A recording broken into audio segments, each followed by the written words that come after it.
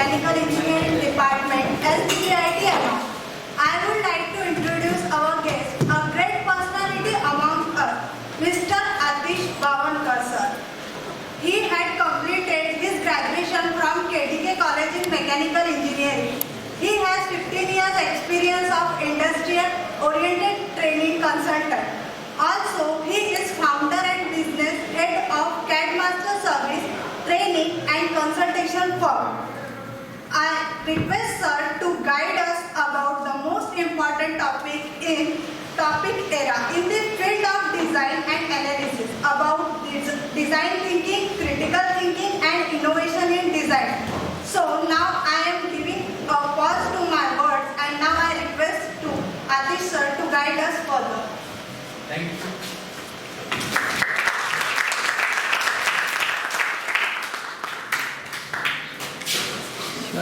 Shivan, mic.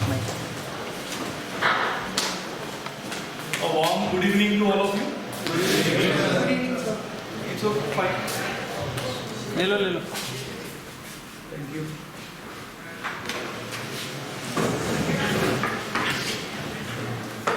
So in today's session, we are giving you a lot of information which is very essential in the today's field of design.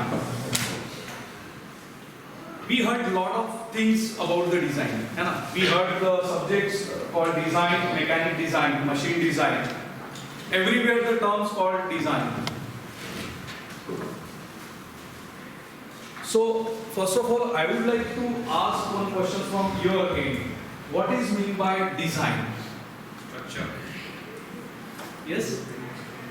Design, can anyone explain me what is mean by design? Have you heard the word design? Yes. Yes? Okay. Fashion design, interior design, machine design, product design. Yes? Yes, sir. You heard these terms? Yes, sir. Now, everywhere the design term is common. So can anyone explain? What is design? Giving a shape to our thinking. Yes. Giving a shape to our thinking. Anyone again?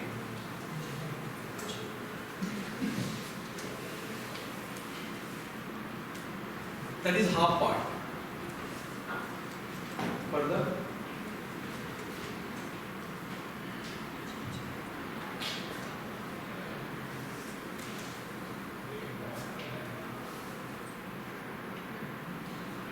So design means generating ideas.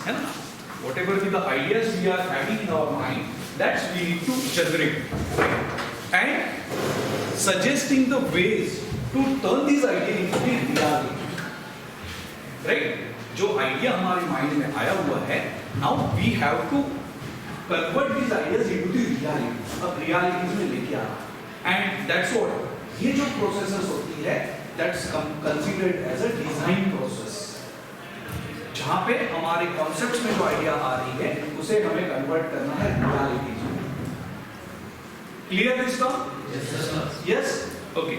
अब ये terms को हम लोग और ज़्यादा depth में define करने वाले हैं. Right? जहाँ पे entire design process क्या होता है, ये हम देखने वाले हैं. डिजाइन क्रिएटिविटी, क्रिएटिव प्रोसेस क्या होता है, ये हम आगे देखने वाले हैं. और ओवरऑल मतलब एक प्रोडक्ट को थॉट प्रोसेस से लेके तो completely PLM management, PLM means product life cycle management. So from thought process till the product management, what are the different stages involved to develop any product. That product might be a shoes, might be a pen, might be a car, might be a aeroplane, any product, right? So सबके लिए जो thought process से लेके तो जो PLM है, that will be the same. और ये सब चीजें आज के सेशंस में आपको देखने में को मिलेगी.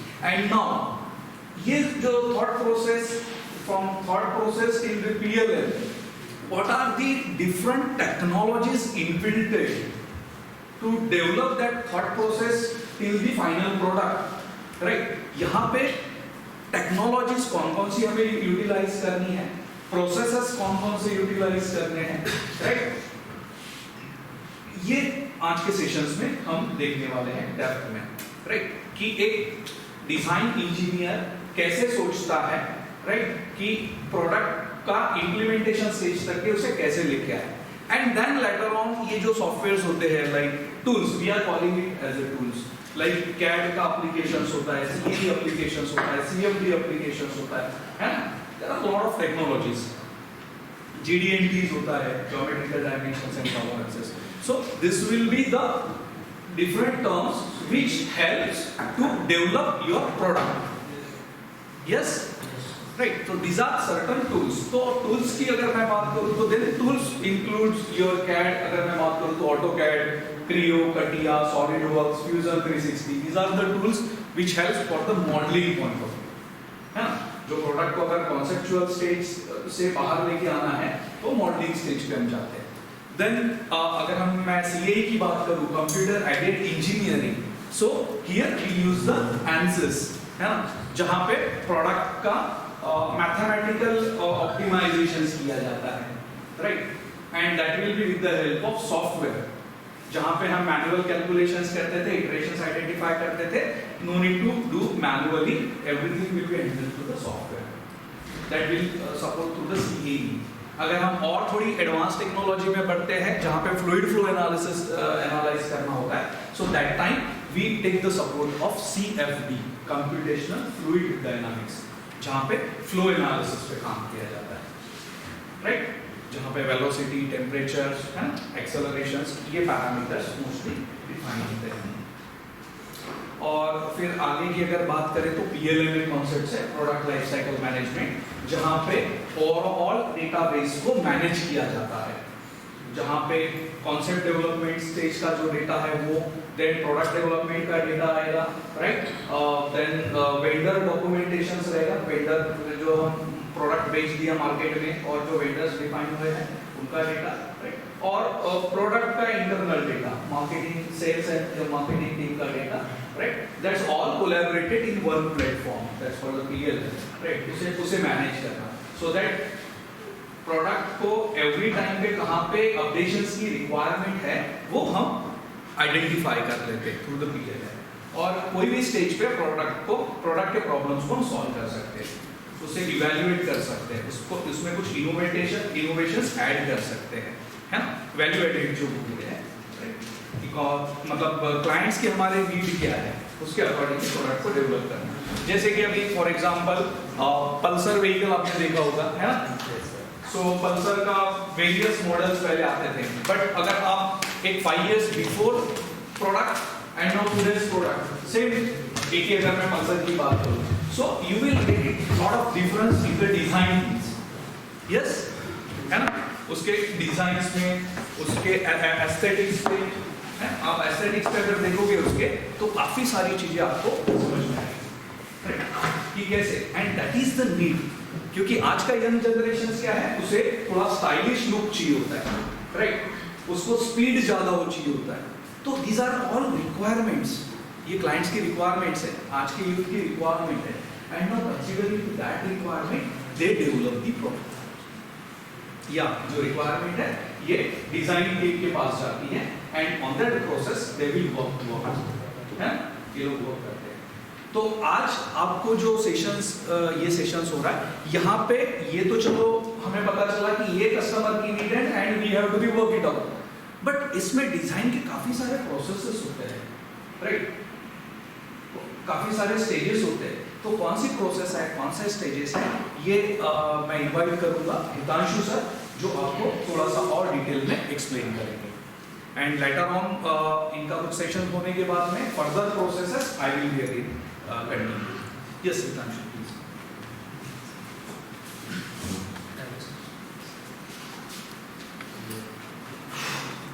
Good afternoon. मेरे इवेंचुअली ये पूरा सेशन 3 कैटेगरी में डिवाइड किया गया है, ठीक है? एक रहता है डिज़ाइन थिंकिंग, उसके बाद उनका क्रिएटिव डिज़ाइन, और उसके बाद डिज़ाइन इन्वेंशन, ठीक है?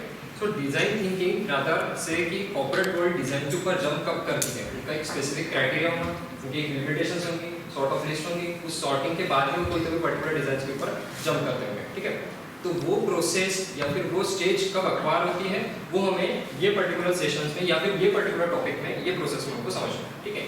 जिसमें हम लोग पहले सबसे पहले जो भी आइडियोलॉजी रहती है कोई भी प्रोडक्ट की या फिर कोई भी प्रॉब्लम की, तो उसको पहले एम्फेसाइज किया जाता है, उसके बाद उसको आइडिएट किया जाता है, सॉरी डिफाइन किया जाता है, उसके बाद आइडिएट किया जाता है, then prototype and then soon test, ठीक है।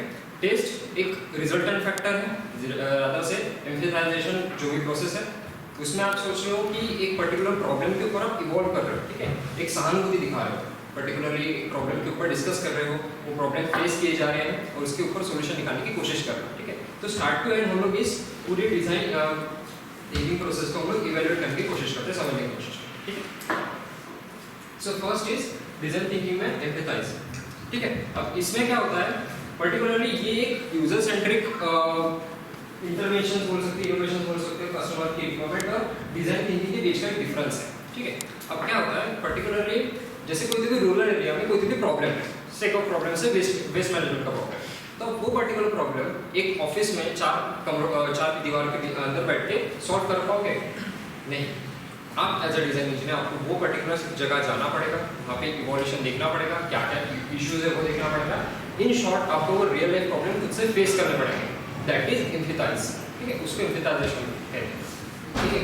उसके बाद उसकी वो पर्टिकुलर प्रॉब्लम को आपको डीपली अंडरस्टैंड करना पड़ेगा, एक्चुअली प्रॉब्लम कहाँ है, किस जगह प्रॉब्लम है, ठीक है। लोगों के थॉट प्रोसेस में है, ऑब्वियसली हो सकती है, ठीक है, lack of education, lack of knowledge की वजह से वो करते हैं, लाइक जो भी वेस्ट होता है वो वेके वे फैला देना या फिर पर्टिकुलर वेस्ट मैनेजमेंट ना करना, अपने हेल्थ के ऊपर काम ना करना, टॉक्सिसिटी डेवलप करना, ठीक है, ये चीज़ें वो नेचुरली करते हैं, ठीक है, उसके पीछे उनका कोई मोटिव नहीं रहता, ठीक है।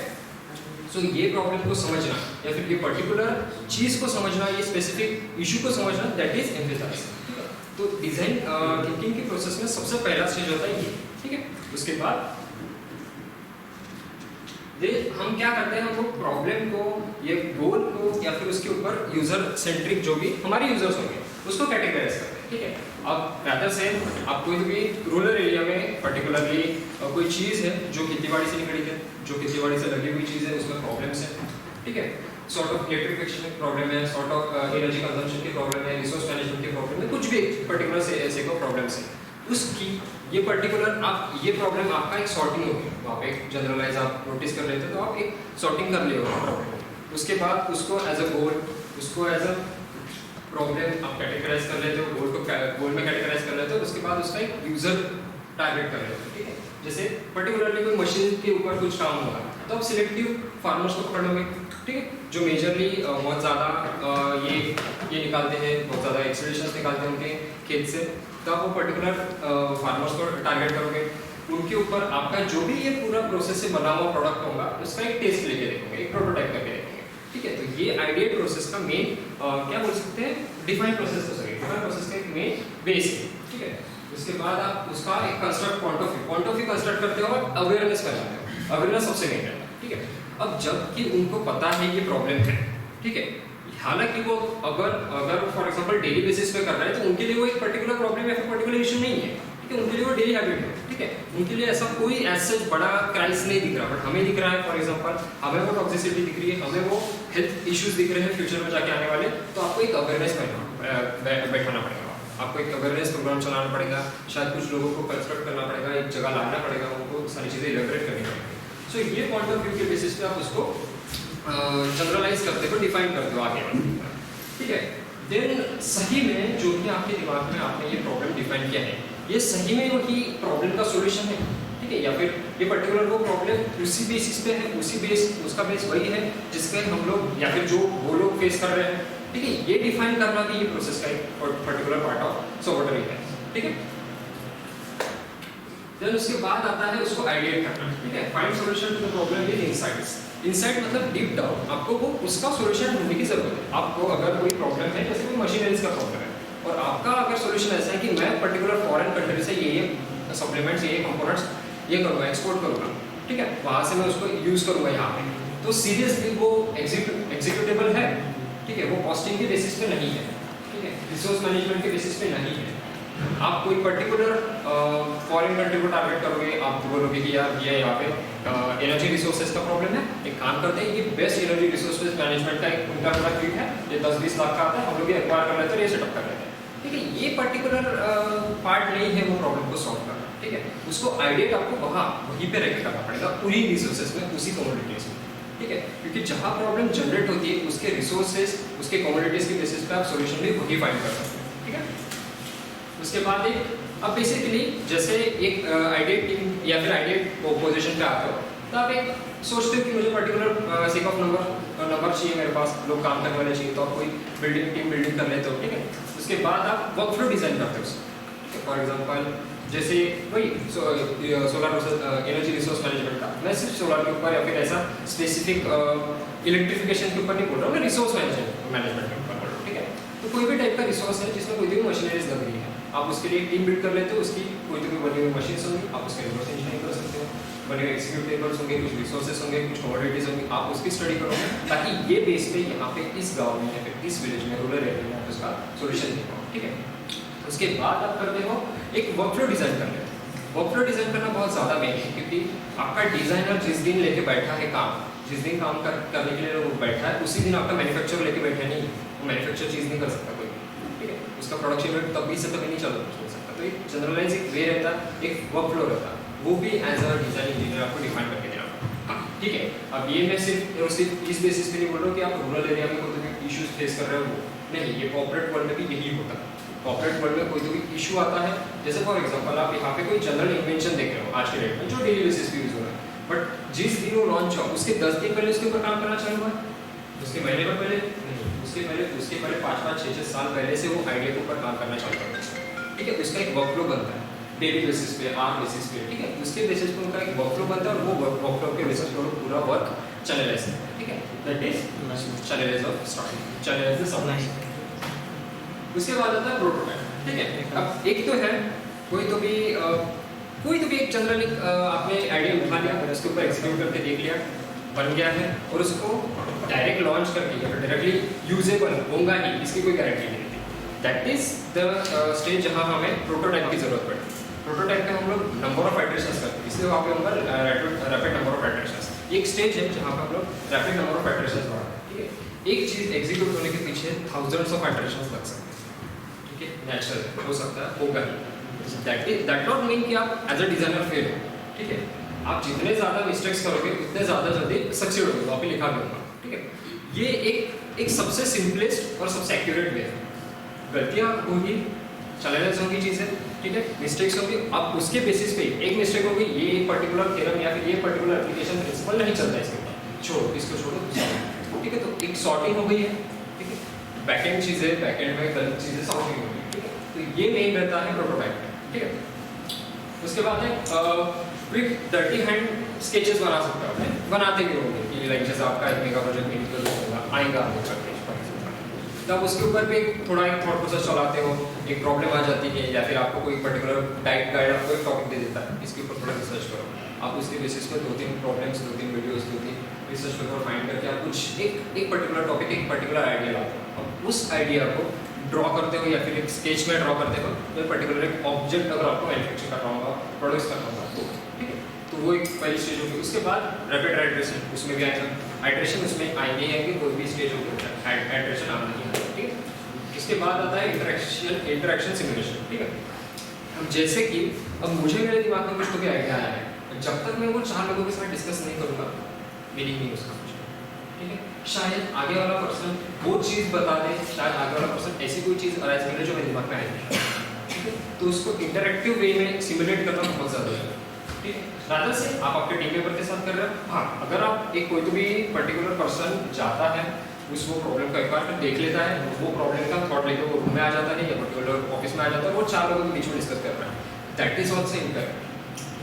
आपको अगर वो प्रॉब्लम लग रही है, आपको उसकी अवेयरनेस फैलाने के बाद आप उन लोगों को सॉल्व, उन लोगों के साथ इंटरेक्टिव सिमुलेशन जनरली। अब ये हो गया रूरल एरिया, ये कॉर्पोरेट वर्ल्ड में भी वही होगा। अब जनरली कोई तो भी एक पर्टिकुलर सेक्टर्स में इनोवेशन में आपको लग रहा है कि ये पर्टिकुलर एरिया में आपको एक अपग्रेडेशन चाहिए, तो वो पर्टिकुलर एक चीज़ पे जो भी लोग काम कर रहे हैं, आप उनके साथ कंसल्ट करोगे, उनके साथ इंटरेक्टिव सिमुलेट करोगे। ये एक मेन स्टेज रहती है इंटरेक्शन करना बहुत जरूरी है। उसके बाद आता है detailed user flow. Detailed user flow that is आप सॉर्ट करते हो किसको कौन सा काम चैनलाइज करना है या फिर सॉर्टिंग करना है, डीकैटेगराइज करना है, ठीक है। कैटेगराइज में आपने पूरा काम बना लिया है, ये पर्टिकुलर पर्सन या पर्टिकुलर टीम ये चीज़ें डिस्क्राइब करेगी और इसको डीकैटेगराइज करना जरूरी है कि ये कैटेगरी तू संभाल, एनर्जी कन्वर्जन का तू संभाल, ठीक है, मटेरियल कॉस्टिंग का तुम संभालो, मार्केट रिसर्च का तुम संभालो, ठीक है, डिजाइन इवैल्यूएशन का तुम संभालो, ड्राफ्टिंग एनोटेशन का तुम संभालो, ये सारी फील्ड मॉडलिंग का कोई संभालेगा, एनालिसिस का काम कोई और संभालेगा, ठीक है, ये डीकैटेगराइज करना जरूरी है, ठीक है। उसके बाद जो भी test feedback test and then आता है टेस्ट, दूसरा सबसे फोरमोस्ट और लास्ट पॉइंट, ठीक है। इवैल्यूएटिंग आइडिया रहता है एक स्टेज, या फिर आप बोल सकते हो और से does the solution answer the problem. आपने जो दिमाग में बना हुआ सॉल्यूशन है या आइडिया किया हुआ या फिर डिफाइन हुई चीज़ जो है वो सही में वो पर्टिकुलर पॉइंट पे सॉल्यूशन है, ये टेस्टिंग के अलावा नहीं पता चलता। लाइक आपने बना लिया प्रोटोटाइप, अपने आगे में दिखा लिया, but we as a startup हम बहुत ज़्यादा अवेयर है स्टार्टअप के बारे में, स्टार्टअप के डिस्कशन चलते रहते हैं, तो आपने ऐसा प्रोटोटाइप बना लिया, आगे बढ़ लिया और डायरेक्ट 2 करोड़ के फंड में ये है टेस्ट रिपोर्ट्स लगते हैं, टेस्ट रिपोर्ट्स रहना जरूरी है, ठीक है। अब टेस्ट कर लिए हैं, जो भी रिजल्ट्स आ रहे हैं आइटरेशंस के बेसिस पे हमेशा एक ही रिजल्ट आ रहा है और रिजल्ट का नाम है फेलियर हर जगह आ रहा है, तो आपको एक एक्सपर्ट इवैल्यूएशन लगेगा जो वो पर्टिकुलर फील्ड में या फिर वो सेक्टर वाइज एक्सपर्ट उसकी जरूरत है। उस एक्सपर्ट के बिना आप या फिर वो पर्टिकुलर एक्सपर्ट कुछ भी हो सकता है, वो आपकी कोई जर्नल वेबसाइट रह सकती है, कोई रिसर्च पेपर रह सकता है, कोई थीसिस रह सकता है या फिर कोई पर्सन रह सकता है, वो एक्सपर्ट है उस केस में क्योंकि उसने पर्टिकुलर प्रॉब्लम सॉल्व किया। उसके बाद वो स्टेज है, उसके बाद आता है रिजल्ट एनालिसिस, सिंथेसाइज स्टेज है, ठीक है। उसने एक्सपर्ट ने जो चीज़ें बताई वो फिर से आपने ऑल्टर कर लिया, अप्लाई करके देखिए, चीज़ें एनालाइज करके देखिए और फिर से रिजल्ट निकालना है। तो वो जो रिजल्ट एनालिसिस होता है उसमें आइटरेशंस पता चल जाते हैं, पर्टिकुलरली कोई मशीन्स बनानी है, कोई चीज़ें बनानी है, तो आपको एक सॉर्टिंग करना जरूरी है। वो सॉर्टिंग, वो रिजल्ट एनालिसिस ये स्टेज में होगा। उसके बाद फाइनल स्टेज आता है गो नो गो स्टेज, ठीक है। आपने ये चीज़ सुना होगा मिशन मोबाइल वगैरह, गो नो गो, ठीक है, रॉकेट लॉन्चिंग का टाइम का आता। सो हम उसी को मैंने वही एक थोड़ा सा एक वर्चुअलाइजेशन जनरेट किया, उसे डालने की कोशिश की।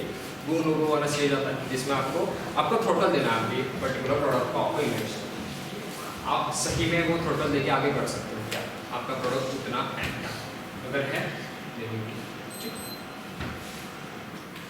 उसके बाद ये डिजाइन प्रोसेस, पूरी प्रोसेस को अगर मैं चैनलाइज करूँ तो कुछ प्रॉब्लम सॉल्वर्स है, ठीक है। कुछ लाइक बोल सकते हैं सिंगापुर बेस्ड एक फिलॉन्थ्रोपी फॉर्म है, एक आरब नाम की एनजीओ है, ठीक है। उसके बाद ग्रे ग्रुप नाम की एक्चुअली वो सिंगापुर बेस्ड फिलॉन्थ्रोपी ग्रुप है। उसके बाद आरब नाम का एक एनजीओ है, ठीक है। उसके बाद नेपाल में कुछ स्टूडेंट्स ने, मास्टर्स के स्टूडेंट्स ने, एनजीओज ने और गवर्नमेंट बॉडीज ने कोलैबोरेट करके एक चीज़ के ऊपर सोल्यूशन निकाल के देखा। ये कुछ रियल लाइफ प्रॉब्लम्स हैं जो लोगों को आज के डेट में फेस किए गए, ठीक है।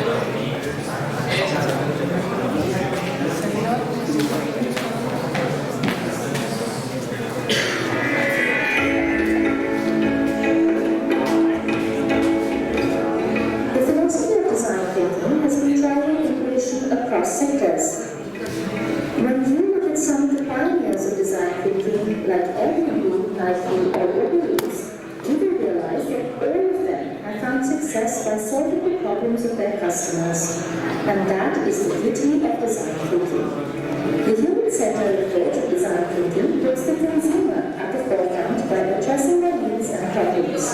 Therefore, it is logical to presume that design thinking could play a critical role in solving complex problems faced by societies across India and the world. And you will be absolutely right. In the last few years, NGOs and private enterprises have partnered up with government agencies to solve problems faced by the rural population of India. Let's look at a few success stories where design thinking has helped transform lives in rural India. Jeevan Reddy. In India, millions of women suffer from iodine deficiency, which can cause goiter, breast cancer, and pregnancy issues, especially in rural areas. While there are pills and other forms of medication available to correct iodine deficiency, the hesitancy to use Western medication has proved to be a major roadblock. Singapore-based philanthropic organization Pray for Good set out to find a solution to this problem. As iodine can be absorbed through the skin, Pray for Good came up with the idea to use bindis to administer iodine. Neil Vasant Medical Foundation and Research Center, under the brand name Talwar Tohi, developed bindis that serve as iodine patches. Hence the life-saving role that a Jeevan Bindi was born. Jeevan Bindi delivers 100 to 150 micrograms of iodine by absorption through the skin. Iron Help Desk. A huge number of students in rural India come from poor families that cannot afford to buy school bags and other necessities. They mostly have unfurnished classrooms where students sit on the floor for hours and work without any desk. Aram, an NGO that works with marginalized families in urban slums and villages, began working on a solution to make desks and school bags accessible to students in rural India.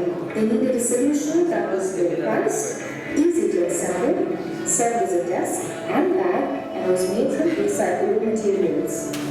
While volunteering with Aram, Senator Gomez realized that cardboard boxes can be re-engineered into warehouse bags that can double up as desks. Thus, the Aram Help Desk came to be. The Aram Help Desk is manufactured by a team of 20 youth in Satara, Maharashtra, and distributed to children across the country. So far, 1.5 million students have developed from the Help Desk. Another example where design thinking has helped save lives in rural India is the Embrace Infant Warmer. Designed to reduce infant mortality rate in Nepal, the Embrace Incubator is essentially a small sleeping bag with a paraffin-based pouch that keeps babies warm. All these examples highlight the success of design thinking in saving the lives of millions across India. Each of these problems, be it iodine deficiency or lack of classroom infrastructure, can seem only medical, but the ingenuity of design thinking has allowed us to tackle them with simple, human-centered solutions. As a student of design thinking, we invite you to explore ingenious solutions to problems that impact the lives of people in India.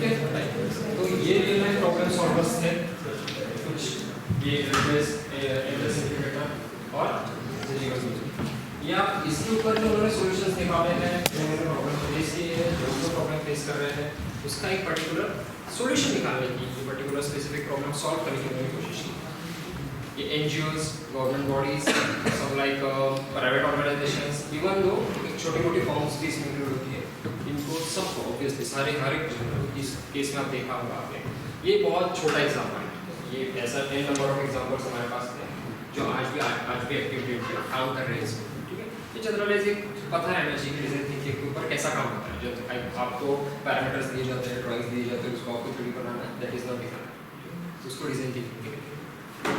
आपको particularly किसी ने problem statement दे दिया, उसके बाद solution भी दे दिया, आपको उसके ऊपर रिसर्च करना है, रिसर्च करने के बाद कुछ वैल्यूज निकाल के, कुछ पर्टिकुलर पैरामीटर्स, डायमेंशंस निकाल के उसके बेसिस पर ड्राइंग्स आपको इवैल्यूएट करनी चाहिए। ये नहीं है, ये डिजाइन थिंकिंग का मैटर नहीं है। Designer you as a designer, design engineer, आपको वो चीज़ एम्ब्रेस करनी पड़ती है, वहाँ पर बैठ के समझनी, सोचनी पड़ती है, इसीलिए उसको एम्पैथाइज सबसे पहला स्टेज उसी को कहा जाता है। ये सॉर्टिंग जिस वक्त आपको लगे कि हाँ मुझे एज अ डिजाइनर आनी लग गई है, मुझे लगता है कि मैं एज अ डिजाइन इंजीनियर काम कर सकता हूँ, देन ऑलवेज बेटर ये चीज़ें एग्जीक्यूट हो सकती है। बट एक अनदर वे, एक वर्चुअल हमारे दिमाग में कुछ थॉट्स में बना हुआ रहता है कि लाइक हमें डिज़ाइन इंजीनियर बनना है तो हमें पर्टिकुलर ये थ्योरम्स आनी चाहिए, पर्टिकुलर थियरीज आनी चाहिए, प्रिंसिपल्स आनी चाहिए, एप्लीकेशंस आनी चाहिए। आपके एजुकेशन सिस्टम को लाख 40 लाख ये दे दो, ये दे दो, कोई फायदा नहीं उससे, क्योंकि वो चीज़ को आप सॉल्व करते बैठोगे, वो सॉल्व करने वाली चीज़ है नहीं, और ये चीज़ें जो फेस कर रहे हैं उसका सोल्यूशन भी नहीं है। सो और मुझे ऐसा लगता है, मैं जब तक मैं नहीं बोल रहा हूँ कि मैं 100% डिज़ाइन इंजीनियर बन चुका हूँ, बट मुझे लगता है कि मैं 1 साल पहले ऐसे पीछे कोई तो भी रो में बैठा था, कोई तो भी स्टेज पर बैठा, कोई तो भी सीट पर बैठा कोने में, ऐसे कोई जैसे अपना बोर होता हो, जबरदस्ती बैठाया गया है, लगता है ठीक है, नेचुरल है, लग सकता है, होना भी चाहिए, ठीक है। और बाहर से मैं अगर यहाँ पे साल भर में आके खड़ा होकर बात कर सकता हूँ, तो मुझे लगता है यहाँ पे कोई भी कर सकता है, दैट इज फाइन। मुझे मेरे लिए ये जर्नी बहुत बड़ी है। सो थैंक यू, मैं अभी सर को इन्वाइट करता हूँ फर्दर इन्फॉर्मेशन।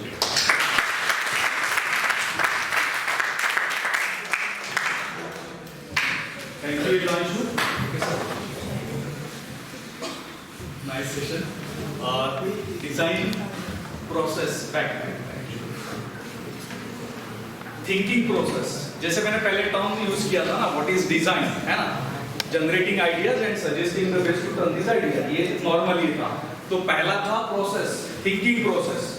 हमने डिजाइन की कॉन्सेप्ट को सोच लिया है, now we want to act. Think हो गया, अब एक्ट करना है।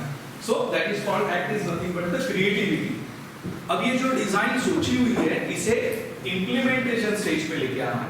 सो अब ये डिजाइन क्रिएटिविटी प्रोसेस स्टार्ट हो जाएगी, राइट? कौन सा प्रोसेस? Design creativity. मतलब अब क्रिएटिव डिजाइन कैसे बनाना, सॉल्यूशन मुझे बनाना क्या है वो तो पता चल गया, बट इसका सॉल्यूशंस मैं कैसे दे पाऊंगा, है ना? तो मेरा डिजाइन एक क्रिएटिव डिजाइन होना चाहिए। तो क्रिएटिव डिजाइन प्रोसेस, अब उसको डिजाइन की क्रिएटिव डिजाइन करना है तो उसके कुछ स्टैंडर्ड प्रोसेस है ना? जो every company is now they are using this process. तो ये क्या प्रोसेस होती है, ये अब हम आगे वाले स्लाइड में देखेंगे।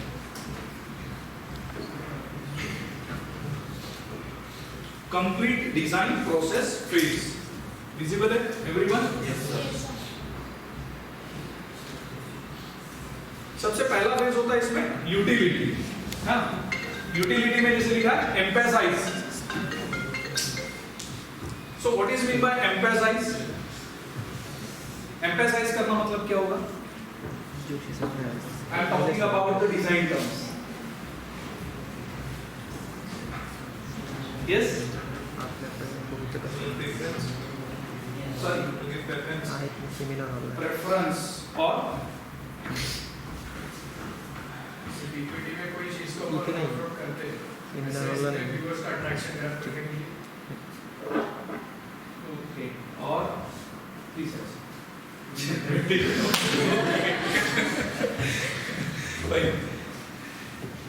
यहाँ यूटिलिटी मतलब यूटिलाइजेशंस, ओवरऑल जो मतलब प्रॉब्लम आइडेंटिफिकेशंस हो गया है, उस आइडेंटिफिकेशंस को अभी प्रोसेस में चैनलाइज करना है। तो इसका एक बेस्ट एग्जांपल दे पाऊंगा मैं।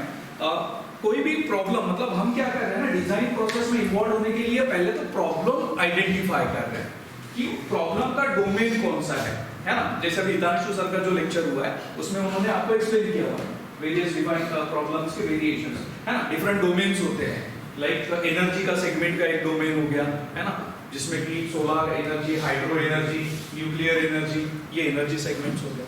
उसके बाद में हेल्थ केयर है, हेल्थ केयर का एक एग्जांपल, एक वीडियो आपने देखा हुआ है, वो एक डोमेन हमने ले लिया है। इसके बाद में एग्रीकल्चर का डोमेन एक देख सकते हैं, टेक एग्रीकल्चर, कि एग्रीकल्चर में आप क्या सॉल्यूशंस प्रोवाइड कर सकते हैं, राइट, वहां क्या प्रॉब्लम्स अराइज हो रहे हैं, राइट। तो फॉर एग्जांपल अब मैं एक एग्जांपल के तौर पे ये पूरा प्रोसेस आपको समझाने की कोशिश करता हूँ। जैसे कि एक एग्रोटेक का एग्जांपल ले लेते हैं, राइट। काफी सारे फार्मर फैमिली से कौन बिलोंग कर रहे हैं यहाँ पे? कितने लोग हैं जहाँ घर पे खेती है, 7-12 है? यस, अच्छा ठीक है, काफी कम लोग हैं, ओके फाइन। सो इंडिया में काफी सारा ऑलमोस्ट 70% पॉपुलेशन जो है वो 60 to 70% पॉपुलेशन वो अटैच होता है एग्रीकल्चरल साइड से, है ना, एग्रीकल्चरल साइड से अटैच होता है। तो अब एग्रीकल्चर को अगर लेके मैं वर्कआउट करूं तो एग्रीकल्चर डोमेन में ऐसे कौन सा प्रॉब्लम्स है हो सकते हैं, ये आइडेंटिफाई करना है ना। तो जनरली फार्मर्स काफी सारे अभी विदर्भ को लेके तो काफी मतलब ये है कि सुसाइड होता है, मतलब हर साल फ्लड आ जाता है, हेवी रेन हो जाता है ना, या जो क्वालिटी ऑफ सीड्स है वो प्रॉपर नहीं मिल पाते, जिससे क्वालिटी जो होती है वो गजर जाती है। क्लाइमेटिक कंडीशन सपोर्ट नहीं करती एवरी टाइम, सो उसके वजह से जो क्रॉप आना चाहिए वो नहीं मिलता है, फसल बर्बाद हो जाती है। So there are lot of technical issue, मतलब ये ऐसे इश्यूज होते हैं, कभी कभी मतलब इंसेक्ट्स होते हैं, वो इंसेक्ट्स अटैक कर देते हैं क्रॉप्स पे, तो उसके वजह से भी इश्यूज आते हैं। तो अब क्या किया कि ऐसे ही आप में से कोई तो भी एक फार्मर का लड़का था जिन्होंने एक कॉन्सेप्ट लॉन्च किया। जैसे हम सोलर सिस्टम लगाते हैं ना, तो उन्होंने क्या किया कि उनके खेत में, हाँ उसके बाद में और एक प्रॉब्लम था उसमें कि जो आजू बाजू के जो लाइक विलेजेस के आसपास अगर लाइक फॉरेस्ट है तो वहां से कुछ एनिमल्स आके वो खा लेते थे उनका क्रॉप, राइट। तो दीज आर ऑल इश्यूज। तो पहले क्या था कि अब मतलब ये सब प्रॉब्लम्स आइडेंटिफिकेशंस कवर अप कर लिए कि क्या क्या प्रॉब्लम्स एक फार्मर फेस करता है उसके लाइफ में, राइट। तो अब उसके अकॉर्डिंगली अब उसके पास में, उस फार्मर के लड़की के पास में जो जो प्रॉब्लम्स आए वो उसने लिस्टेड किया कि उसको एनिमल्स के ये तो जो मैंने पहले बताया वो सब इंक्लूड था ही, राइट, जिसमें कि नेचुरल कैलामिटीज, इंसेक्ट्स का प्रॉब्लम, क्वालिटीज ऑफ सीड्स नहीं मिलना, है ना, फर्टिलाइजेशंस का जो फर्टिलाइज होती है जो लैंड उसका रेट कम हो जाना, these are all ये इश्यूज थे। अब उन्होंने क्या किया कि डिवाइस डेवलप किया ये सब प्रॉब्लम्स को सॉल्व करने के लिए।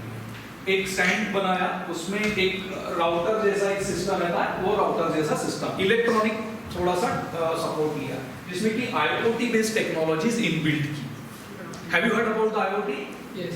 क्या होता है? Exactly, internet of things. IoT जैसा एक सिस्टम डेवलप किया, सॉफ्टवेयर एक प्रोग्राम डेवलप किया, और वो सिस्टम में ऑटोमेट किया मोबाइल के थ्रू, मतलब अगर फार्मर घर पे भी बैठा रहे तो वो सिस्टम को वो अटैच करके ऑपरेट कर सकता है।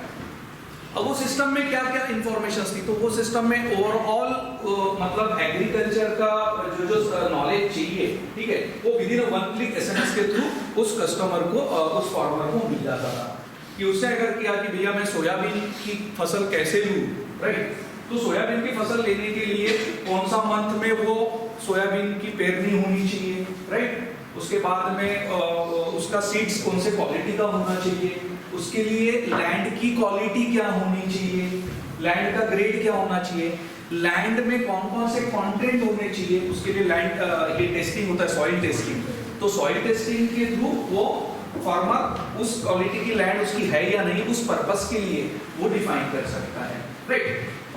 ये सब मतलब एक सिंगल क्लिक पे उसको जो फसल लेनी है, जो मंथ में, वो मंथ कौन से मंथ में उसकी पेरनिंग करनी चाहिए, ये सब इंफॉर्मेशन उसको एक क्लिक में मिल रही है। Is it a good idea? Yes, मतलब अगर कोई फार्मर सोचना चाह रहा है तो उसको तो बहुत सारा रिसर्च करना पड़ेगा, बहुत सारी स्टडी करनी पड़ेगी, राइट। और ये सब करने के बाद भी उसे पता चल रहा नहीं है कि मैं ये फसल मेरे इसमें हो पाएगी या नहीं हो पाएगी। नाउ अभी के इसमें क्या चल रहा है क्रेज में, जैसे अगर मैं ज्यादा दूर की बात नहीं, इधर की बात करूँगा, तो एक फार्मर ने अगर कुछ किया ना, सब फार्मर उसको फॉलो करते हैं। एक ने सोयाबीन लगाया, आजू बाजू वाले सब सोयाबीन चालू कर देते हैं, एक ने गेहूं डाल दिया, सब गेहूं, दूसरी फसल के बारे में कोई सोचेगा ही नहीं, हो सकता है वो जो सॉइल की क्वालिटी है वो कोई अदर प्रोडक्ट जिसकी वैल्यू मार्केट में पहुंच जाता है उसके लिए डेवलप मतलब यूटिलाइज कर सकता है, क्लाइमेटिक कंडीशंस उसको सपोर्ट कर सकती है, बट ये सब के बारे में वी आर नॉट अवेयर, है ना कोई गवर्नमेंट के साइड से ऐसा इनिशिएशन हुआ है कि इसमें कुछ हमें सपोर्ट भी है, थोड़ा बहुत ये जो एग्रो विजन्स एंड ऑल ये सब होते हैं, बट वन डे का एग्रो विजन्स में क्या नॉलेज मिलेगा। तो उन्होंने ऐसा एक सिस्टम डेवलप किया कि ये सब ऑल ओवर इंडिया में जितने भी फार्मर्स हैं उनके लिए ये सिस्टम डेवलप किया। उसी सिस्टम में एक बेल आइकॉन्स भी डाल दिए जिसमें रात के टाइम में कुछ टाइम इंटरवल बाद में कुछ साउंड जनरेट हो जाएगा जिससे एनिमल को लगेगा कि बाबा यहाँ पे और कोई तो भी लोग रहते हैं, राइट। तो ऐसा बहुत अच्छा एक कॉन्सेप्ट उन्होंने डेवलप किया। तो मेरा बोलने का मतलब है कि कॉन्सेप्ट मतलब जो प्रॉब्लम आइडेंटिफिकेशन हुआ है वहां से ही एक डिजाइन प्रोसेस जनरेट हुआ है, राइट। तो ये प्रॉब्लम को आइडेंटिफाई करने के लिए एम्फेसाइज ये एक स्टेज होती है जहां पे पहले आप प्रॉब्लम को आइडेंटिफाई करो, राइट, कि प्रॉब्लम क्या है, राइट, और उसे हमें फिर किस स्टेज पे लेके जाना है। तो उसमें फिर डेटा कलेक्शंस का काम आता है, उसके साथ तुम्हें अब जो प्रॉब्लम सॉल्व करनी है तो पहले मुझे लोगों से मिलना तो पड़ेगा, हर फार्मर से जाके मिलना पड़ेगा, पहले वो कौन सी फसल लेते रहता है वो देखना पड़ेगा, उसको इनकम कितना आता है वो पता करना पड़ेगा, उसके फैमिली में कितने मेंबर्स है वो पता करना पड़ेगा, राइट। तो मतलब एक अटैचमेंट, एक बॉन्डिंग उसके साथ पहले जनरेट करनी पड़ेगी और उस प्रॉब्लम का एक ओवरऑल डेटा मुझे गैदर्ड करना पड़ेगा। गेटिंग माय पॉइंट, है ना। तो ये हमारी यूटिलिटी स्टेज में एम्फेसाइज होता है ऑब्जर्व करना और यूजर सेंट्रिक, ये टर्म्स में इंक्लूडेड होते हैं।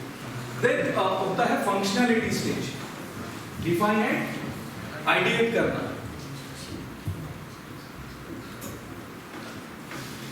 प्रॉब्लम आइडेंटिफिकेशन हमने कर लिया है कि ये प्रॉब्लम्स थे, उसके लिए मुझे प्रोडक्ट डेवलप करना था, है ना। उस एक ही एग्जांपल से कंटिन्यू करता हूँ।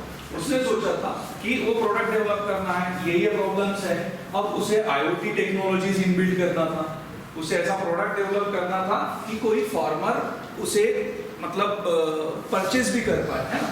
मतलब उसके अदरवाइज मैंने ऐसा प्रोडक्ट डेवलप कर लिया कि उसका कॉस्टिंग ही लाख 1.5 लाख रुपए आ रहा है, so anyone can buy, can people by that product?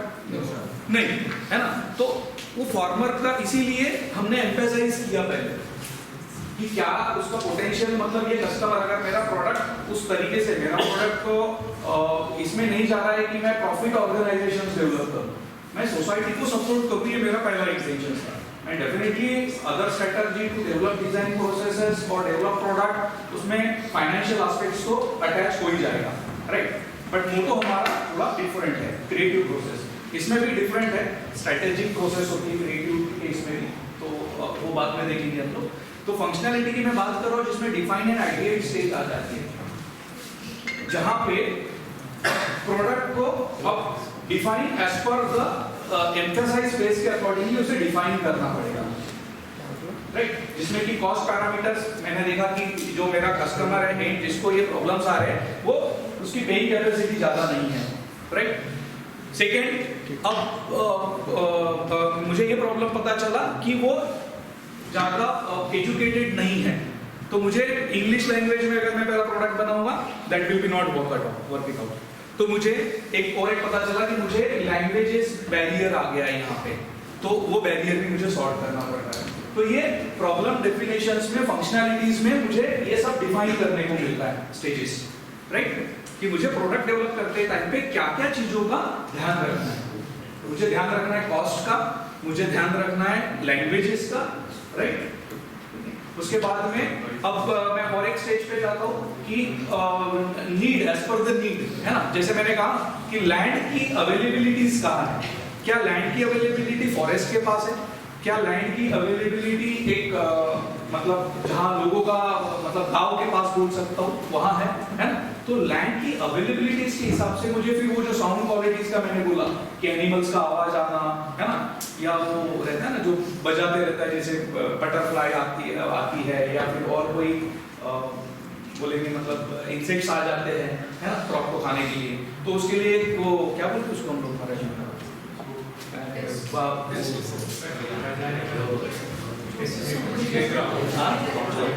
वो बजाते रहता है, उसको कुछ तो भी ना आता है। ऐसा स्टैचू जैसा रहता है एक हाँ और जो एक बजाते रहते हैं कुछ तो जहाँ पे आजकल सिस्टम ऑटोमेटिक लगाते हैं, तो स्पेसिफिक नाम है जो मुझे नहीं याद आता है, क्लिक नहीं होता है, राइट, बट यू अंडरस्टैंड, समझ गए ना बस। तो वो जो चीजें हैं, अब वो सिस्टम में ये इंटरेक्ट करना है, उसको इवॉल्व करना है, तो ये सब चीजें डिफाइन स्टेज में राइट आ जाएगी, राइट। अब मान के चलो प्रोडक्ट में मैंने डिफाइन कर लिया है मेरे फंक्शनैलिटी के इसमें कि कौन कौन से फंक्शंस मेरे प्रोडक्ट में होने चाहिए, है ना। मैं जो भी प्रोडक्ट डेवलप करने वाला हूँ, जो जिस टाइप का राउटर मैं सोच रहा हूँ डेवलप करने का, उसमें क्या क्या चीजें आनी चाहिए, वो उसमें डिफाइन स्टेज में मैंने डेवलप कर लिया। देन अब आती बात है रिलायबिलिटी। अब यहाँ से एक्चुअल इंजीनियरिंग स्टार्ट हो जाएगा, राइट, रिलायबिलिटी स्टेज को। अब रिलायबिलिटी स्टेज में मेरा प्रोडक्ट में स्ट्रेंथ होना चाहिए, डिफ्लेक्शन है, कोरोजन है, सेफ्टी है, फ्रिक्शन है, एंड देन वेट। अब ये टर्म्स बहुत छोटे दिख रहे हैं, but we have to be work lot for this terms, क्योंकि प्रोडक्ट ये ओपन एनवायरनमेंट में रहने वाला है, तो उसके लिए मुझे सन का इंपैक्ट वो प्रोडक्ट के जो आउटर सरफेस रहेगा उस पे क्या होगा, या इनर उसमें जो सर्किट रहने वाले हैं, जो पीसीबी रहने वाली है, उस पे कुछ उसका टेम्परेचर के ऊपर में मुझे स्टडी करना पड़ेगा, डिजाइन। अदरवाइज पता चल रहा है मैंने प्रोडक्ट डेवलप किया हुआ है, नागपुर में वो प्रोडक्ट रखा हुआ है, 48 डिग्री में वो सस्टेन ही नहीं कर रहा है, हीट हो जा रहा है, राइट। तो उसके लिए मुझे कौन सा केस डेवलप करना पड़ेगा जो टेम्परेचर को कंट्रोल कर पाए। देन उसके अकॉर्डिंगली उसकी कॉस्ट पे भी मैटर करेगा, मुझे फिर पॉलीप्रोपिलीन चाहिए, एबीएस मटेरियल चाहिए, या और ऐसा कौन सा मतलब प्लास्टिक मटेरियल लेना पड़ेगा जहां पे मेरे ये प्रॉब्लम्स को मैं सॉल्व कर सकूं। So that's comes under the strength, है ना। और साथ में स्ट्रेंथ कैलकुलेशंस के लिए इसके पहले के स्टेज में सर ने बताया ही था, है ना, प्रोडक्ट को एनालाइज करना पड़ता है। So that's we check either in mathematical calculations, जिसमें आप सब्जेक्ट भी पढ़ते हो ना, स्ट्रेंथ ऑफ मटेरियल, यस, इसमें स्ट्रेसेस, स्ट्रेन, रिएक्शंस, ये सब कैलकुलेट करते हैं। So there are certain tools, आज हम ये कैड कैम सीए की बात ही नहीं करने आए, there are certain tools which helps to develop to identify the strength of the product, strength and deflection, that is comes under the CA part में आप ये कर सकते हैं, राइट। देन कोरोजन ऑब्वियस है, कोरोजन टेस्ट भी वहां पे करना पड़ेगा प्रोडक्ट का। So these are certain reliability test कि क्या मेरा प्रोडक्ट रिलायबल रहेगा या नहीं रहेगा, राइट। एंड ये जो चीजें हैं मतलब ये जो कॉन्सेप्ट्स है रिलायबिलिटीज का, ये आपको cost consideration and quality considerations को देखते हुए करना है, that is also the challenging, है ना। अदरवाइज एक ही प्रोसेस है, हाँ मुझे यही मटेरियल लेना है, यही लोड पे वो डिजाइन करना है, तो इट्स ओके। बट अब मुझे ये सबको डिजाइन करते हुए मेरा पैरामीटर्स का कॉन्सेप्ट अलग है, मुझे पैरामीटर्स कॉन्सेप्ट्स में मुझे कॉस्ट पे ध्यान देना है, मुझे क्वालिटी पे ध्यान देना है, उसके स्ट्रेंथ के लिए ध्यान देना है, right. So for that I will go for the reliability test, जहाँ पे मेरे प्रोसेस में उसकी रिलायबिलिटीज पे मेरी टीम को काम करना पड़ेगा, ठीक है। Then once the reliability has been done, then we'll go for the manufacturing. तो मैन्युफैक्चरिंग पे अब उसके मतलब जो कॉन्सेप्ट प्रोडक्ट था, अब उसको आपने वर्चुअल प्रोडक्ट पे लेके आए थे, है ना। तो इसके लिए कुछ टूल्स एंड टेक्निक्स यूज होती है, जिसपे आप कैड का एप्लीकेशन यूज करते हो, जिसमें कॉन्सेप्ट ड्राइंग को कंस्ट्रेंट ड्राइंग में लाने के लिए ऑटोकैड का सॉफ्टवेयर का यूज होता है। देन उस कंस्ट्रेंट्स ड्राइंग को एक वर्चुअल प्रोटोटाइप डेवलप करने के लिए कैड के कुछ एप्लीकेशंस हैं, जिसमें पीटीसी का क्रियो, डेसाल्ट का CATIA and SolidWorks, right, Autodesk का Fusion 360। These are certain tools which helps to create the conceptual prototype into the virtual product, है ना। तो ये सब चीजें तो हमने मैन्युफैक्चरिंग के लिए जब प्रोडक्ट जाने वाला है उसके पहले के केस में लाया, मतलब यहाँ पे अब आपका design concept engineering point of view से स्टार्ट हो जाता है, राइट। तो वहां पे फिर वर्क किया जाएगा शेप्स पे, एस्थेटिक्स पे, है ना, कि वो तो हमारा काम है, वो कस्टमर का नीड नहीं है। उसको आओ मतलब एक स्क्वायर डिब्बा दे दो, उसके अंदर प्रोडक्ट आप आपका रियल प्रोडक्ट डाल दो, या कुछ स्टाइलिश शेप का कुछ प्रोडक्ट डिजाइन करके दे दो। सो that is the creativity of the designer. कि उसको अब कॉस्ट कंसीडरेशंस करते हुए मुझे उस पर भी ध्यान देना है। अदरवाइज मैंने डिजाइन करते टाइम पे कुछ बहुत ही स्टाइलिश कॉन्सेप्ट्स का प्रोडक्ट बना दिया, बट उसे मैन्युफैक्चर करने के लिए मेरा कॉस्टिंग बहुत ज्यादा जा रहा है ना। तो वो कॉन्सेप्ट्स इनिशियल से ही आपको ध्यान में रखते हुए प्रोडक्ट को डेवलप करते चलना है। तो शेप के ऊपर में ध्यान देना है, उसके साइज के ऊपर में ध्यान देना है। साइज ये बहुत ही इंपॉर्टेंट मैटर, इंपॉर्टेंट फैक्ट होता है कि इंपॉर्टेंट मैटर है इसमें डिजाइन प्रोसेस में, because size is directly proportional to the cost, size and the material, right, ये कॉस्ट। देन उसकी थर्मल प्रॉपर्टीज, सरफेस के ऊपर में काम किया जाएगा। एस्थेटिक्स मतलब वही डिजाइन कैसे लुक होगा, उसका प्रोडक्ट कैसा दिखेगा, that's comes under the aesthetics and life and so on. तो अब ये मैन्युफैक्चरिंग, अब यहाँ पे जब आप मैन्युफैक्चरिंग के केस में आते हो तो डिजाइन में दो ट्रायंगुलर शेप्स अगर मैं दिखाऊं तो प्रोडक्ट ये फ्लेक्सिबल, मतलब जो डिजाइन प्रोसेस होती है ना उसमें दो चीजें होती है, ठीक है।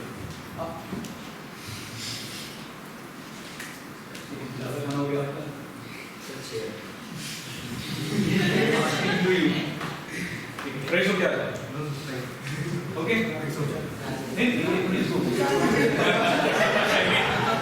एक ही लाइन पे दोनों सो गए। Okay, actually this time is like ऐसा होता है कि वहाँ पे पावर नैप लेने की जरूरत होती है आफ्टर लाइक लंच, ये चीजें होती है mostly, that's what mostly I avoid this time, क्योंकि ये सेक्शन में काफी लड़के जो होते हैं ना बिल्कुल ऐसा चलता ही होगा, 2-3 पावर स्नैप तो हो ही जाते हैं। ठीक है, तो थोड़ा जो इसलिए क्योंकि काफी लोग पावर नैप के मोड में आ चुके थे, सो दैट्स एनीवे। तो अभी हम देखते हैं कि जो डिजाइन की मैं बात कर रहा हूँ इन टर्म्स ऑफ मैन्युफैक्चरिंग, अगर मैं मैन्युफैक्चरिंग के केस में जाता हूँ तो डिजाइन ये एक फ्लेक्सिबल डिजाइन होता है, मोर फ्लेक्सिबल या लेस फ्लेक्सिबल, है ना, मोर फ्लेक्सिबल या लेस फ्लेक्सिबल। अभी जो फ्लेक्सिबिलिटीज होती है ना that is again directly proportional to the cost.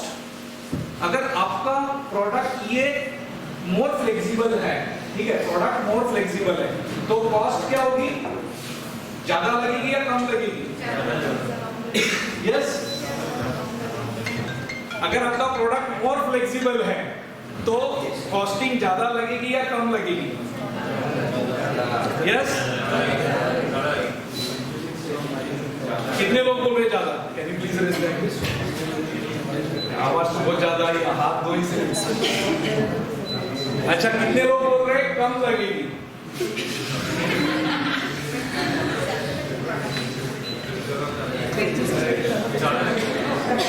अगर मेरा क्वेश्चन समझ में आया आपको?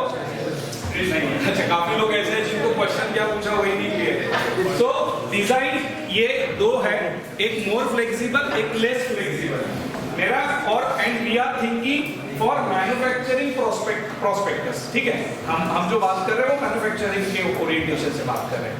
So if your design is more flexible, so I am asking you कि क्या इसका कॉस्ट ज्यादा लगेगा या कम लगेगा? अगर आपकी डिजाइन आपको फ्लेक्सिबल बनानी है तो ज्यादा लगेगा। Why? Just tell me the yes और नो में तो आंसर मिल जाएगा। I thought that yes from your end. ज्यादा क्यों लगेगी? Yes please.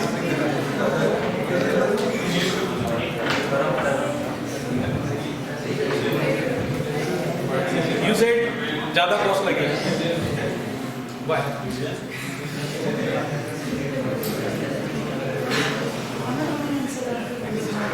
और काफी सारे स्लाइड से आगे बढ़ना।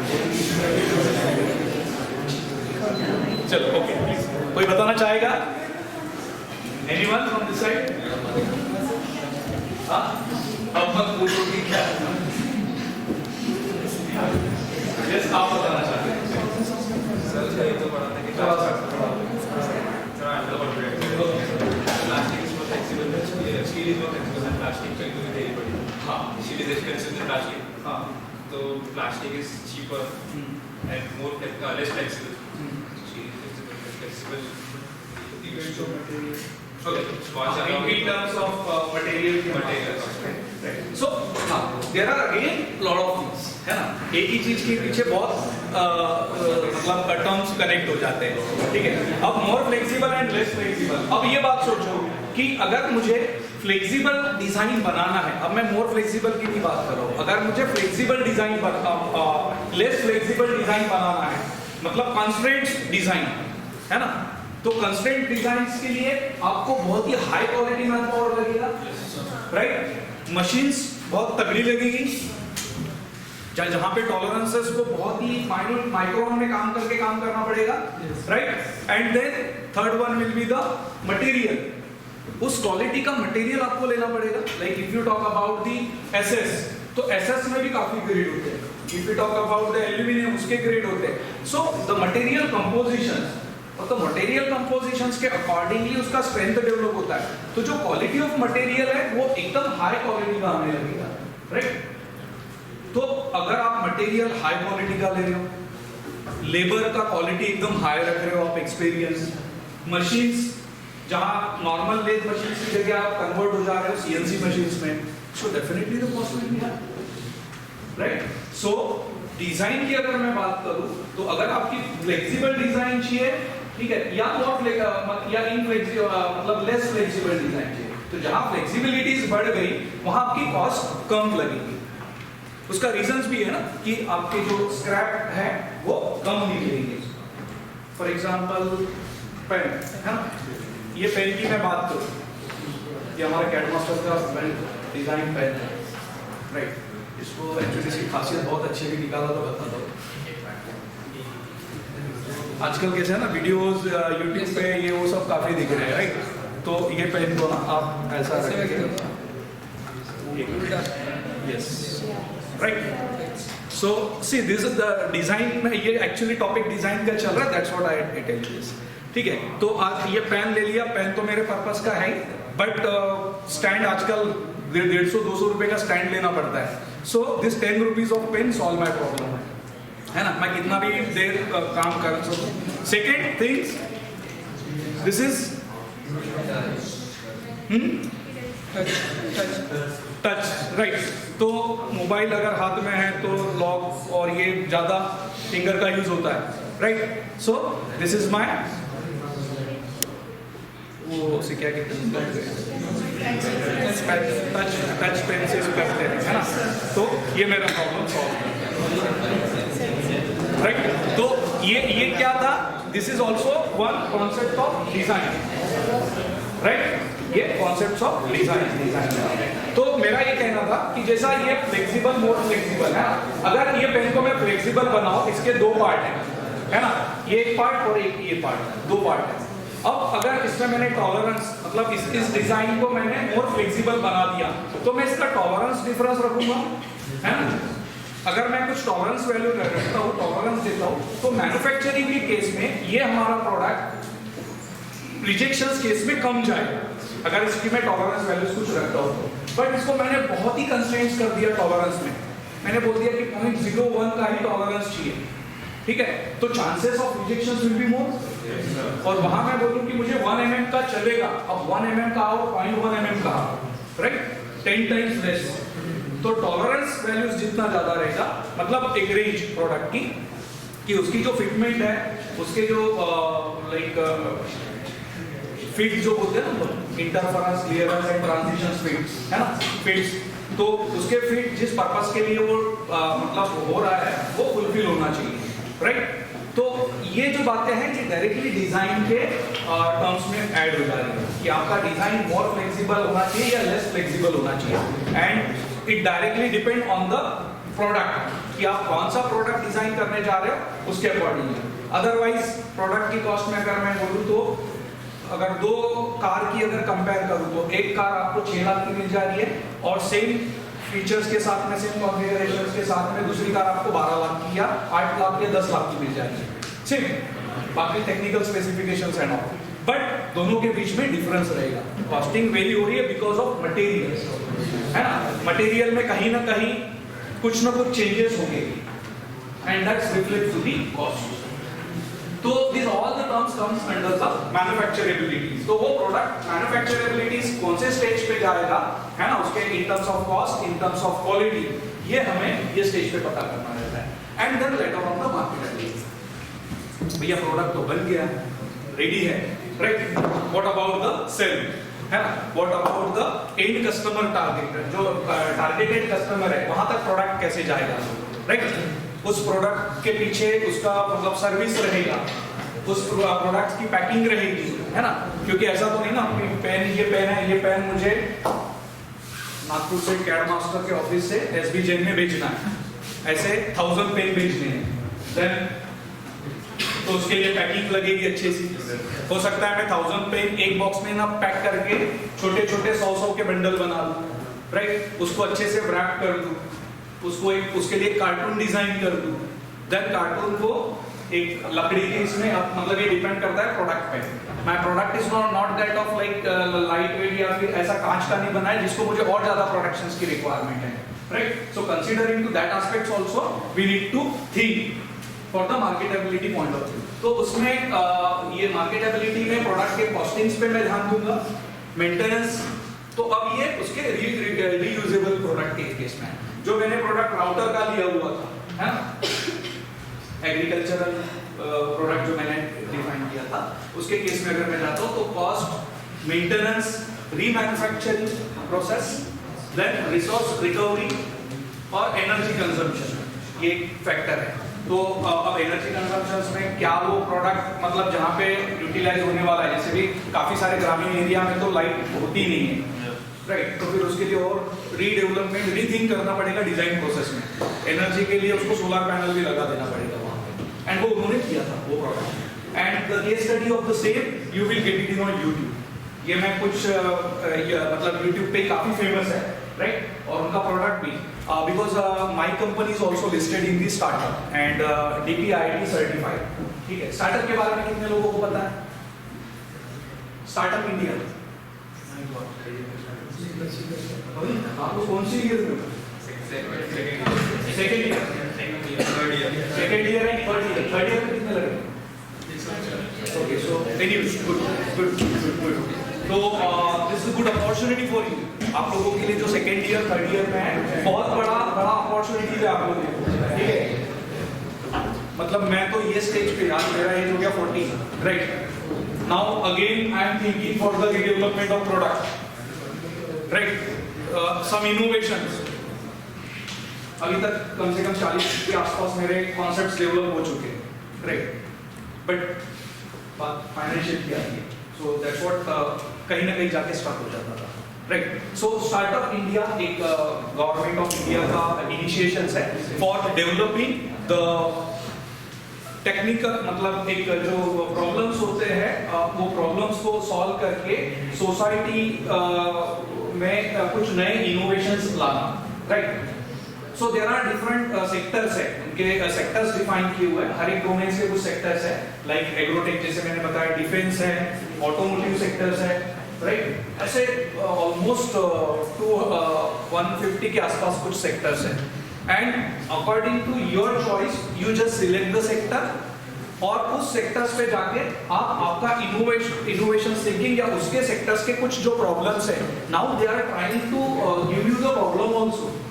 मतलब जो लोग ऑलरेडी उस सेक्टर्स में काम कर रहे हैं, फॉर एग्जांपल डिफेंस की मैं बात करूं तो डिफेंस इंडस्ट्रीज के क्या क्या चैलेंजिंग प्रॉब्लम्स वो फेस कर रहे हैं, जैसे कि अभी ड्रोन की बात की है ना, हर मतलब आप देखोगे अभी जो वॉर चल रहा है Russia and Ukraine, so almost now the war is turning another mode.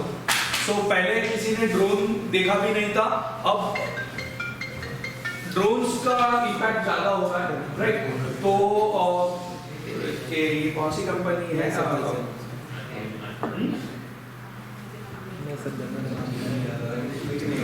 तो वो कंपनी ने रशिया को काफी सारे ड्रोन सप्लाई किए हुए हैं, राइट? कंटिन्यूअसली। एंड ये जो अब जोन वार जोन जो ड्रोन का चल रहा है, तो अब ज्यादा रीडेवलपमेंट डिफेंस इंडस्ट्री की बात कर रहा हूँ, ड्रोन में जा रहा है।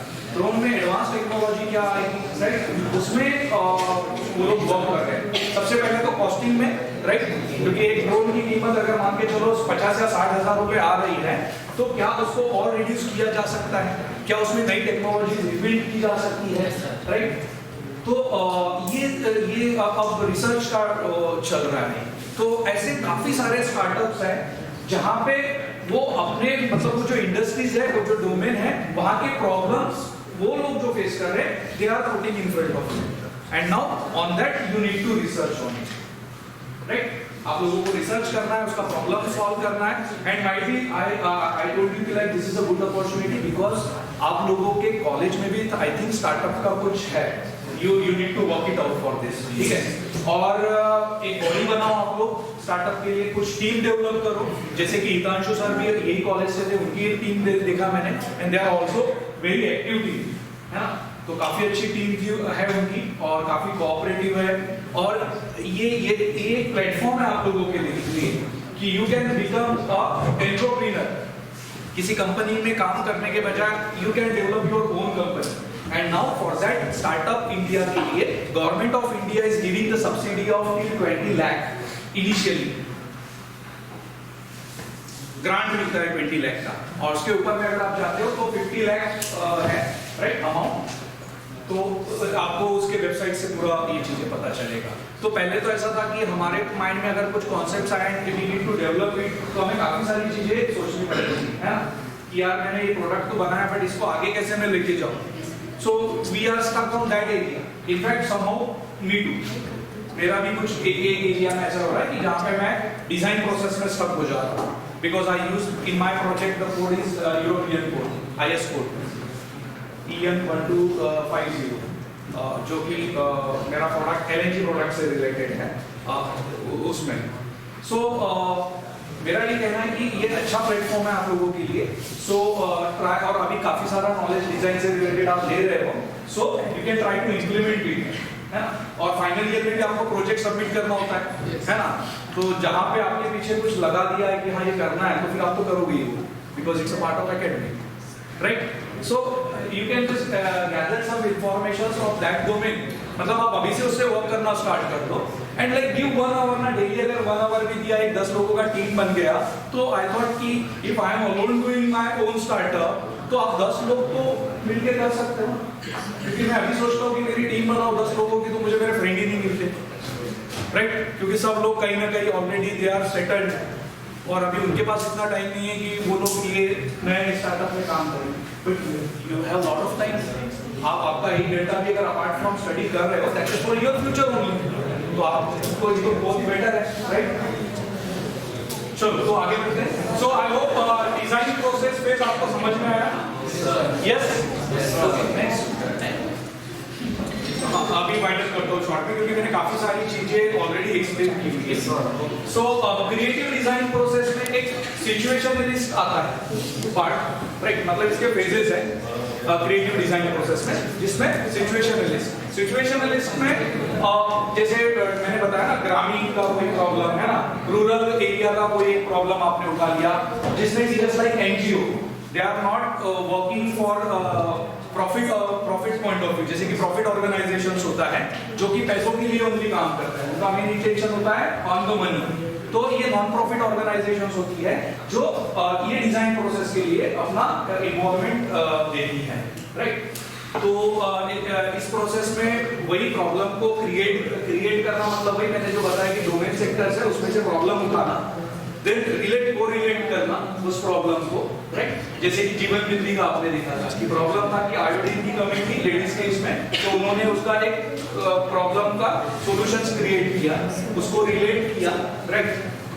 Then collect, gathered some information, right? And then finally donate उस प्रोडक्ट को डेवलप करेंगे।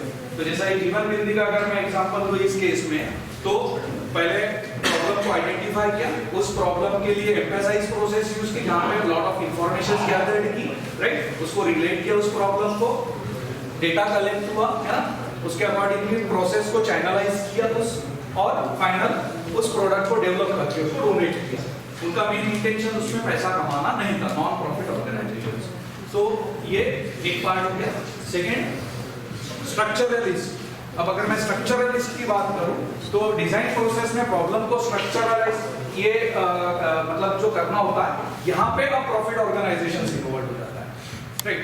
जहाँ पे कंपनी का मोस्टली मोटो होता है कि मैं कुछ ऐसा डिजाइन सॉल्यूशंस मार्केट में लॉन्च करूं जहाँ से आई कैन अर्न समथिंग, है ना? जैसे कि अभी इस केस में मैं लेना चाहूँगा कोई भी एक प्रोडक्ट है ना, जैसे कि इलेक्ट्रिकल व्हीकल।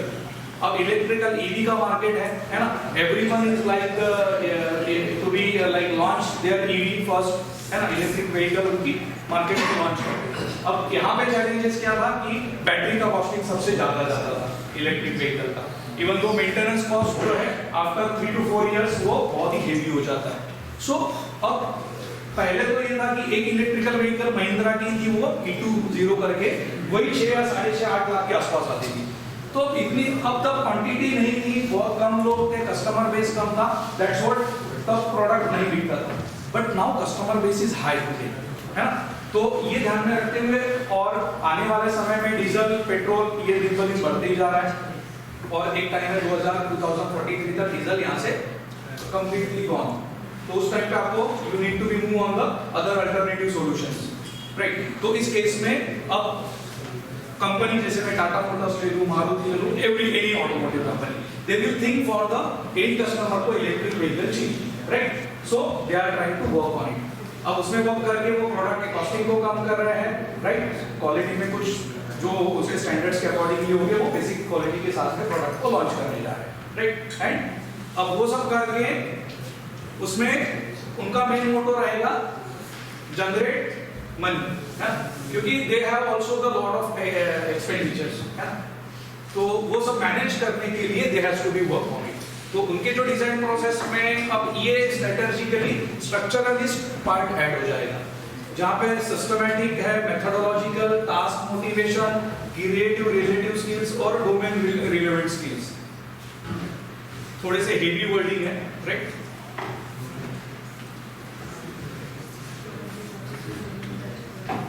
तो इसको आप एग्जांपल के थ्रू कोरिलेट कर सकते हैं। नेक्स्ट, क्रिएटिव डिजाइन प्रोसेस ये लास्ट स्टेज रहेगा इसका।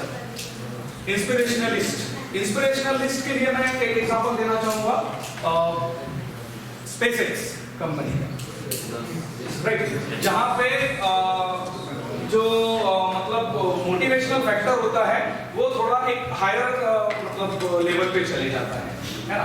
तो पहले कैसा था कि एक मतलब अभी जो स्पेस से रिलेटेड अगर बात करें तो रॉकेट को स्पेस में छोड़ दिया जाता था, है ना, उसमें कॉस्टिंग बहुत हेवी जाती थी। तो उन्होंने अब वहां पे एलन मस्क ने काफी रिसर्च किया उस पे और सॉल्यूशंस फाइंड आउट किया, ठीक है। अब ये कोई जनरलाइज सॉल्यूशन नहीं है ना कि हर लोगों के लिए यूज होंगे। उसका जो कस्टमर बेस था वो बहुत ही तगड़ा था, राइट, और उसमें भी कॉम्पिटिशंस तगड़ी थी। बट उस कॉम्पिटिशंस में वो चैलेंज को एक्सेप्ट करके उन्होंने प्रोडक्ट लॉन्च किया जो उनके रॉकेट को स्पेस में छोड़ दे और फिर से उनका व्हीकल अपने इस पे लैंड कर ले, and they succeed on this concept, है ना।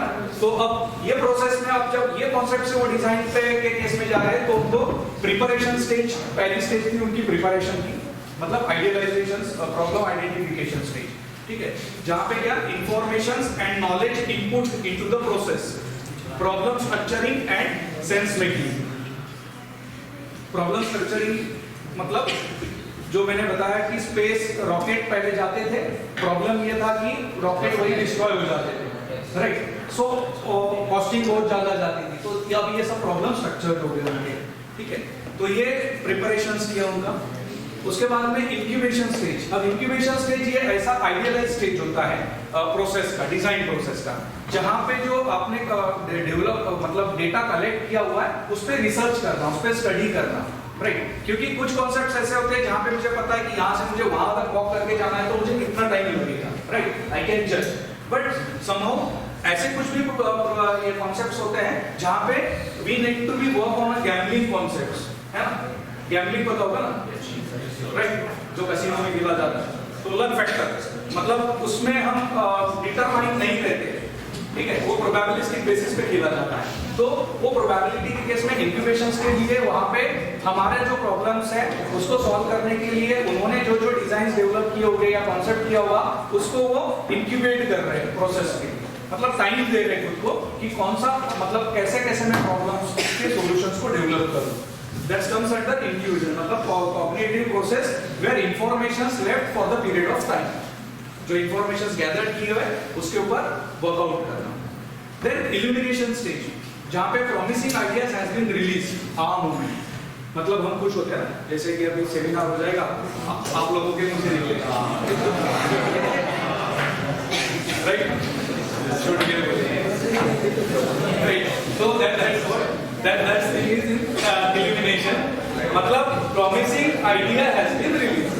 मेरा जो कॉन्सेप्ट था yes I got it, मतलब जिस दिन वो लैंड हो गया था ना, आप लोगों ने एलन मस्क के एक्सप्रेशंस देखना था, because he paid lot of time, he spent lot of money, मतलब पैसा उसने डाल दिया था उसमें और बर्बाद हो चुका था ऑलमोस्ट, बट जब वो लैंड हुआ जो सक्सेस मिला, बिकॉज यू नो कि वर्ल्ड की सबसे बेस्ट हिस्ट्री थी वो, जिस टाइम पे उसका जो रिटर्न आके लैंड हुआ राइट, तो उसे को पता था कि ये मेरा प्रोडक्ट सक्सेस हो गया है and now there is a huge demand, और उसके आगे का फ्यूचर वो देख रहा है राइट, तो ये that is called the illumination stage and then finally is the validation process. Validate करना मतलब वही रिपोर्ट्स एंड प्रोडक्ट डेवलपमेंट की फाइनल स्टेज होती है, जहां पे solutions from the illumination phase is check for its appropriateness, है ना, मतलब वो तो ट्रायल लिया था ना उन्होंने एक, बट ट्रायल के बाद जब उनको रियल में ऐसे क्लाइंट बेस्ड प्रोडक्ट को अभी सेल करना है, तो सेल करने के पॉइंट ऑफ व्यू से उन्हें काफी सारा स्टडी करना पड़ेगा, रिपोर्ट जनरेट करने पड़ेंगे, है ना, मतलब प्रोडक्ट को लॉन्च करना पड़ेगा, तो इसके लिए वो वैलिडेशन होता है, तो इसके काफी सारे उसको सॉल्यूशंस देने पड़ेंगे and among the best solutions भी उसका फाइनलाइज करना पड़ेगा। बस डिजाइन इनोवेशंस प्रोसेस में बस एक बात पढ़ लो आप, क्योंकि already I have explain a lot, addressing problem domain, concept generation, design development, prototyping, design product, what is simple word है बस हो गया, बचाओ वाली, तो एक बार ये देख लो, this is only 2 minutes I think, CAD Master, right, we have started this company in 2007, our main motto is to just train the bigger class, my focus is to aware my students और skill my students a lot, क्योंकि मैं जब मुंबई में job करता था तो I saw कि यहाँ के लड़के काफी बैक इसमें चले जाते थे in terms of knowledge, in terms of skills, and that's what they are losing there, in terms of communication, in terms of their like जब इंटरव्यूज होते थे तो हमारा बच्चा यहाँ का फेल हो जाता था, मतलब इंटरव्यूज क्रैक नहीं कर पाता था, सो क्योंकि वहाँ पे फर्स्ट ईयर सेकंड ईयर से ही वहाँ पे नॉलेज इंक्रीजमेंट प्रोग्राम्स कंडक्ट किए जाते थे, जैसे आज ही किया तो आपको थोड़ा तो नॉलेज आया है ना, आपको स्टार्टअप के बारे में पता चला, डिजाइन क्रिएटिव प्रोसेस के बारे में पता चला, प्रोसेस के बारे में पता चला राइट, इसके बाद और भी आगे लेक्चर्स हमारे जैसे काफी लोग बाहर के ऑर्गेनाइजेशंस आते थे, दे deliver the lectures right, so you are trying to build up your knowledge and our motto is to develop that kind of knowledge so that you will be a successful design any मतलब mechanical engineer हो, अगर आप design में जाना चाहोगे तो design successful design engineer बन सकते, specifically for this session right, we are the partner with the PTC, ANSYS, Autodesk, right, we are offering the internationally valid certifications for our students, and we are helping for the job placements point. We have associated with a lot of companies there in Vidarbha and Maharashtra, somehow in Telangana also, right, where we give the placements opportunity to our students. We have the 2 centers in Nagpur, one is in Nandanvan, right, beside of Akshay Bhavan, and another one is in Devnagar. Previously it was in Shankar Nagar, but now we shifted it to Devnagar near Orange City Hospital, right. So this is job placements opportunities. You can find it out once you have the strong knowledge of the design, right? So every industry, whether you go for the aerospace, automotive, high-tech electronics, industrial equipment, or life solutions, you go anywhere. अभी तो एक काफी boom चल रहा है, but also there is wooden related work, जहाँ पे wooden related work किया जाता है,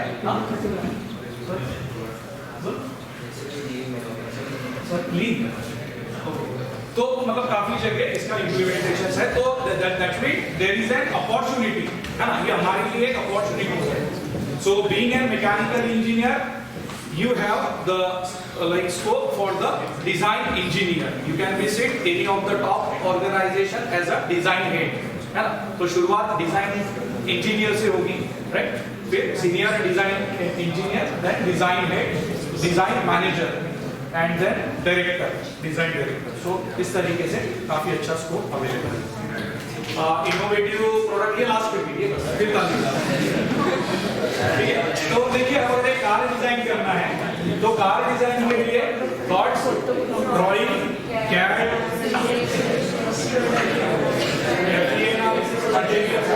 ergonomics, aesthetics, product planning process, tool design, metrology, safety, graphics prototyping, data management, PDM and TLM, इतनी सारी प्रोसेसेस हैं, राइट। सो एक मैकेनिकल इंजीनियर होने के बाद भी जब आप एंट्री करते हो, पर्टिकुलर एरिया सिलेक्ट करते हो, so there is a huge scope to be work in this segments. ये सेगमेंट्स आपके लिए डोर ओपन कर रहे हैं एंड दैट्स व्हाट मेरा रिक्वेस्ट रहेगा, सजेशन रहेगा कि मैकेनिकल में हो तो आपके कोर ब्रांचेस, मतलब कोर फील्ड को आप सपोर्ट करो। Like lot of people doing the degree in mechanical and they are shifting their career in IT, right. So that is on, ये मेरा सिर्फ सजेशन रहेगा, राइट। बाकी वर्क आपको करना है कि आपके सोसाइटी के लिए, आपके मैकेनिकल फील्ड के लिए आप आपका योगदान दो कुछ मार्केट में, राइट। नेक्स्ट क्वेश्चन है बस। सो डेवलप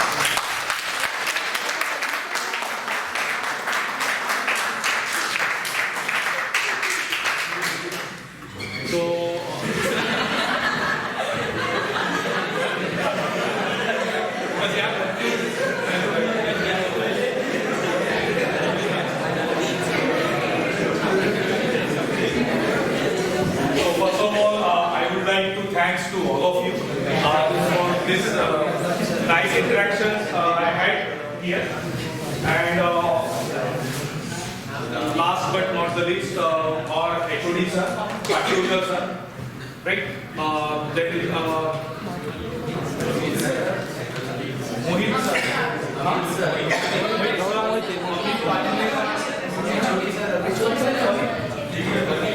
हाँ सर का नाम भूल गया